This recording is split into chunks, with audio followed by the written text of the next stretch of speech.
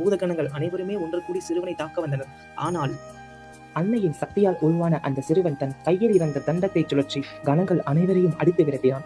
அவன் ஆற்றலைக் கண்ட பூத கணங்கள் சிதறி ஓடினர். இதனைக் கண்ட சிவன் மேலும் கோபமுற்று நந்தி தேவரையும் மற்ற தேவர்களையும் அனுப்பினார். அவர்களாலும் அந்த சிறுவனின் வீரத்திற்கு முன்னால் நிற்க முடியவில்லை. ஒற்றை ஆளாக நின்று ஒரு மாபெரும் படையை எதிர்த்து போராடினான் அந்த மாவீரன். இறுதியில் பொறுமையை இழந்த பரமசிவன் தானே அந்த சிறுவனுடன் போரிட முடிவெடுத்தார்.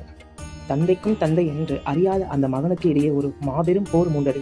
அந்த சிறுவனின் வீரமும் ஆற்றலும் சிவனையே வியக்க வைத்தது. ஆனால் முக்கண்ணனின் கோபத்திற்கு முன்னால் எந்த சக்தியும் நிற்க முடியாதல்லவா?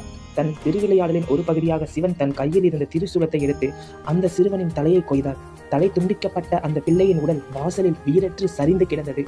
சத்தம் கேட்டு வெளியே வந்த அன்னை பார்வதி தன் மகனின் தலை துண்டிக்கப்பட்டு இரத்த வெள்ளத்தில் கிடப்பதைக் கண்டு அதிர்ந்து போனார். அவர் இருதயம் நொறுங்கியது. தன் அன்பால் உருவாக்கிய பிள்ளையின் நிலையைக் கண்டு அவரின் துக்கம் மாபெரும் கோபமாக ஆக்ரோஷமாக மாறியது.